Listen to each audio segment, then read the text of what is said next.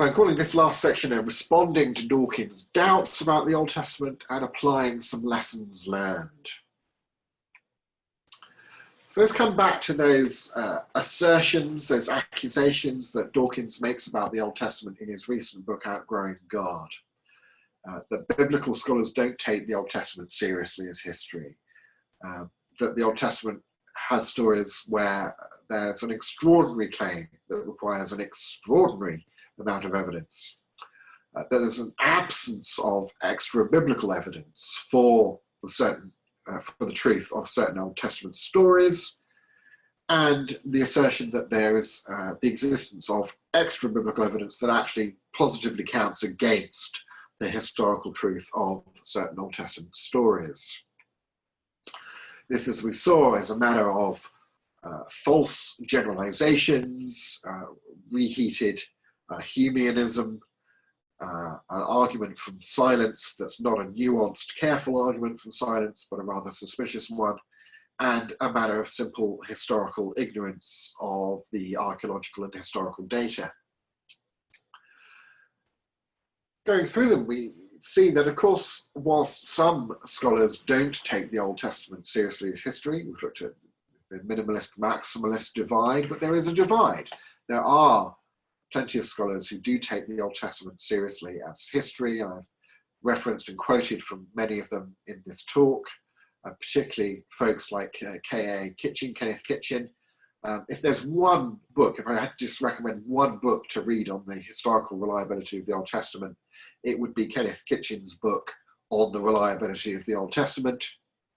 And we've also referenced quite a few times folks like James Hoffmeyer, but also works by folks like Alan Millard, Ian Provan, Tremper Longman, etc., who are mentioned on these book covers here.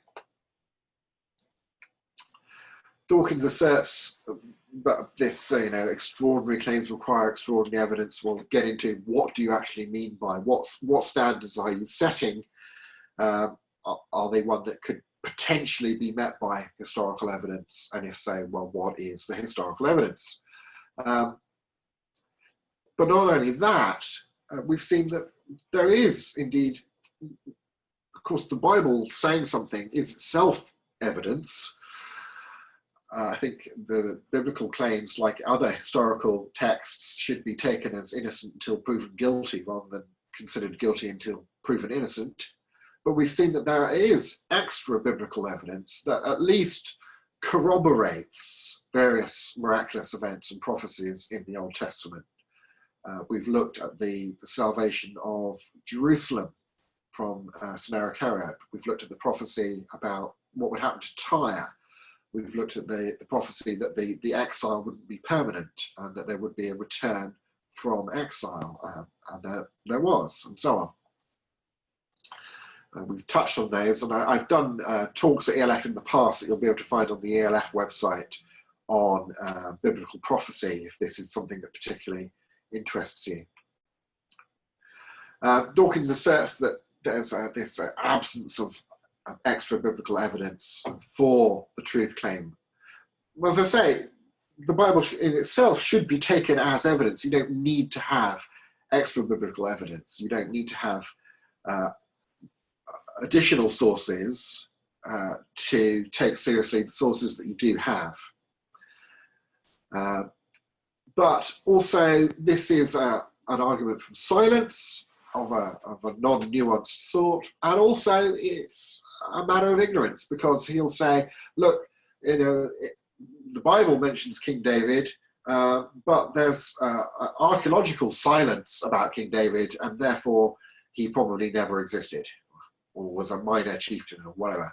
But he's actually also wrong about the fact that there is no extra biblical or archaeological evidence about King David. There is archaeological evidence for the existence of King David.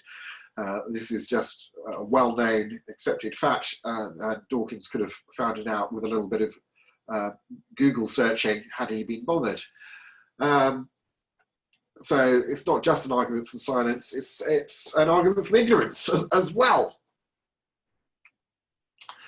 And then he also makes various claims, like the claim about camels, about there being evidence against the historical truth of certain Old Testament stories, which again, unfortunately, displays a lack of research and ignorance on his part. I reference you back to our discussion of the Bactrian camel in the time of Abraham and before. So what lessons might we sort of learn from this survey? Remember, I started off with that quote from Lydia McGrew, with that analogy of sampling bread at various points and it being edible. And the more you've sampled it, the more it would be, being too skeptical to just say, well, probably the bits that I haven't tasted, they're the moldy bits. You're just showing, you're just determined to consider it no good, despite the evidence pointing in the other direction. So we can't independently test everything. And the further ago in history we're talking about, the harder it becomes to independently test things. But we can show that we can, where we can independently test what the Bible is claiming in those historical books, we seem to have evidence that points towards its plausibility, at least. It's getting the cultural background right, lots of arguments that seem to indicate that the idea that these texts were written late on in history in a foreign culture, from the cultures they're talking about, is very implausible, because they get those cultural details correct. And the further through the history we work, the more and more we start getting, being able to pin down the existence of particular people, like the existence of David, the existence of Isaiah, of Jeremiah, of Hezekiah, of Jeremiah's scribe, of particular servants, of particular kings mentioned in the Bible, particular servants mentioned in the Bible, particular places, particular battles, and on it goes. So we've shown that there are scholars who take the Bible seriously for scholarly reasons, and we can do that in our preaching and our teaching, as well as on our sort of evangelism and apologetic conversations. In all of those contexts, we can show that scholars do take the Bible seriously. We can quote the occasional scholar in our sermons when we're referencing something that is relevant. We can address people's worldview-based assumptions and questions. I'm particularly thinking of the whole sort of, are miracles possible, are miracles knowable kind of claim. And again, if you want to pursue that, I'd really reference you to my discussion, the chapter in my book, Getting at Jesus, which talks about miracles and the knowability of miracles and the permissibility of talking about miracles and the evidence for miracles in the discipline of history. We can and should, I think, try to teach people critical thinking skills and to unmask fallacies in opponents of the Bible.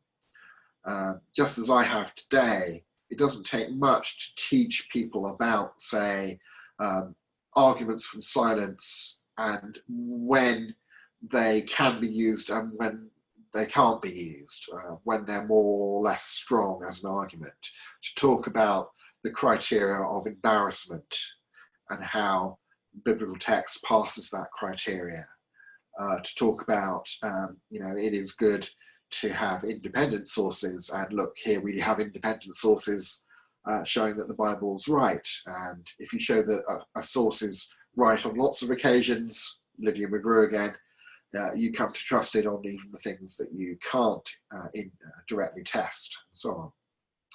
So we can teach critical thinking skills, unmask fallacies, and we can reference, without relying upon that extra biblical evidence when it's available. I think it's really nice to be able to show you some of these pictures of things from the British Museum, archaeological finds that are dug up in Jerusalem and so on, when you're talking about a Bible story in Bible study or in a sermon or something.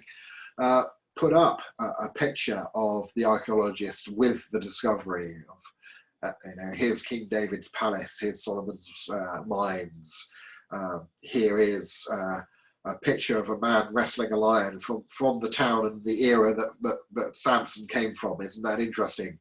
And so on. It really, as with back to that goat statue from really kind of brings alive the past. Shows, these were real people in real historical situations in their own culture, and modern scientific and historical studies help us to appreciate more and more the cultural background to the Bible, the meaning of the Bible, and the reliability in historical terms of the historical stories in the Bible.